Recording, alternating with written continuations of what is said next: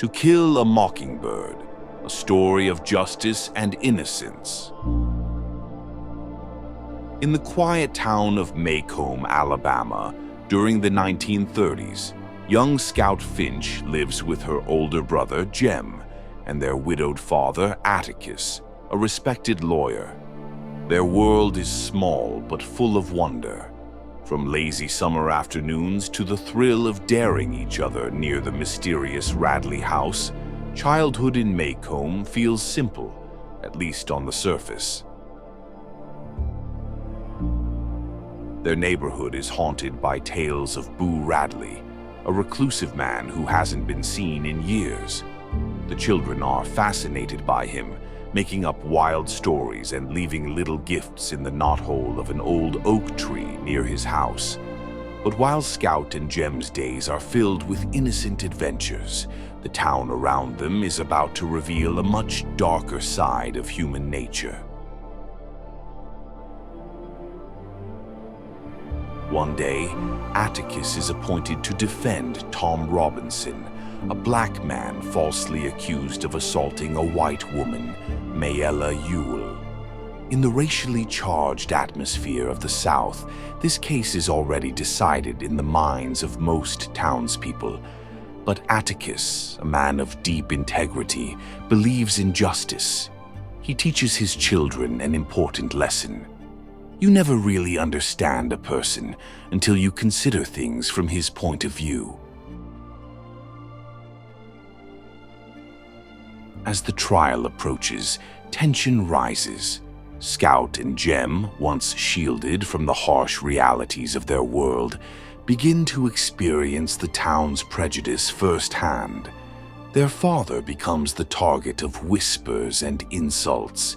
One night, a mob gathers at the jail to lynch Tom Robinson, but Scout, in her innocent way, unknowingly diffuses the situation. She recognizes a man in the crowd, Mr. Cunningham, whose son is in her class, and speaks to him kindly. Her simple words remind the mob of their own humanity, and they disperse. During the trial, Atticus presents an airtight defense. He proves that Mayella was not assaulted by Tom, but was instead covering up her father, Bob Ewell's abuse. Despite the clear evidence of Tom's innocence, the all-white jury convicts him. Jem is devastated, realizing that justice is not always served, especially for black men in the South. Soon after, Tom tries to escape from prison, only to be shot and killed. The tragedy is too much for Atticus, who had placed his faith in the law. The town moves on, but not everyone forgets. Bob Ewell, humiliated by Atticus exposing his lies, swears revenge. As Halloween arrives, Scout and Jem walk home from a school event through the dark streets of Macomb. Suddenly, they are attacked. Jem is knocked to the ground, his arm broken, and Scout, trapped in her cumbersome costume, is helpless. Then, out of the darkness, someone intervenes. When the dust settles, Bob Ewell is dead, stabbed with his own knife. Back home, Scout finally meets their mysterious protector, Boo Radley. He had been watching over them all along. In that moment, she understands Atticus's lesson about stepping into someone else's shoes. Boo isn't a monster.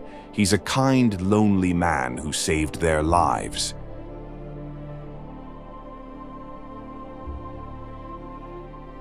The sheriff, knowing that Boo acted in defense of the children, decides to report that Bob Ewell fell on his own knife.